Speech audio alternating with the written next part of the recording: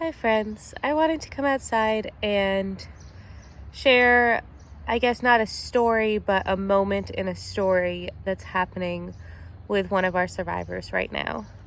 You know, I love to share the whole story with you. I love to be able to take a moment and put a bow on it and wrap it up and show you the change that's happening in someone's life. But the reality is, we don't always know how the story ends. And today is very much a day where we don't know how the story ends. And I thought I'd like to invite you into that. So, one of the women that was on our wait list, we just intook her maybe a couple weeks ago, and she was trafficked a couple years ago and managed to escape that situation. But as is very common, kind of out of the fire into the frying pan, a little bit backwards. But she went from a trafficking situation to a domestic violence situation. And after about a week or two of working with us, she called us and said, "Hey, I just got kicked out. I don't have anywhere to go. How can you help me?"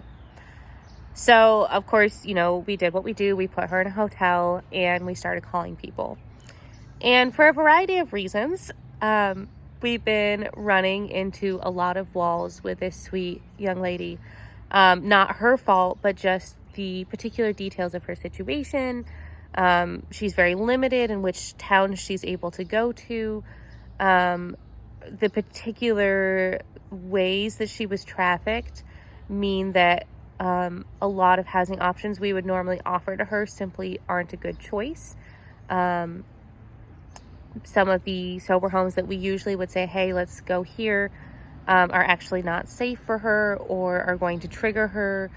And so it's really difficult because here is this young lady who is working really hard to change her life. She's going to school, she's working 2 different jobs.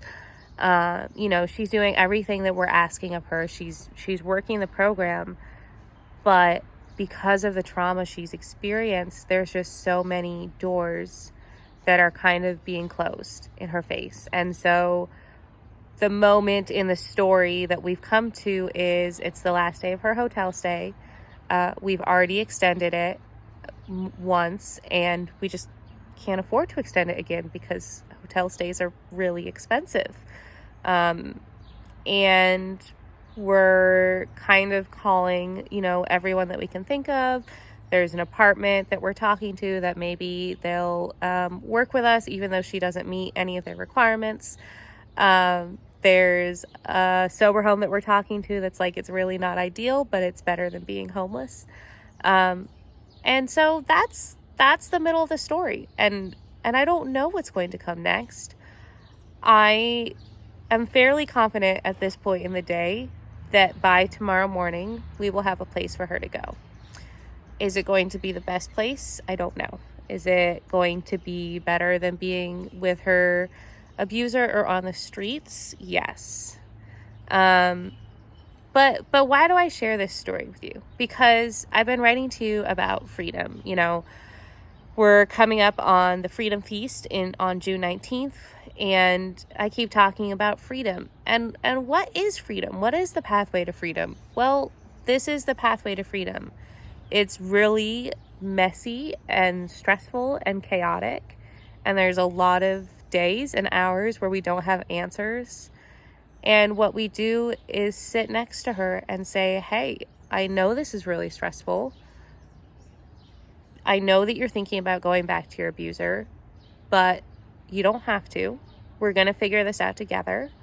You're not alone." And so when you come to the Freedom Feast, you get to be part of that.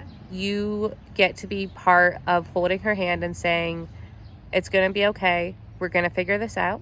I don't know how, but we're going to figure it out."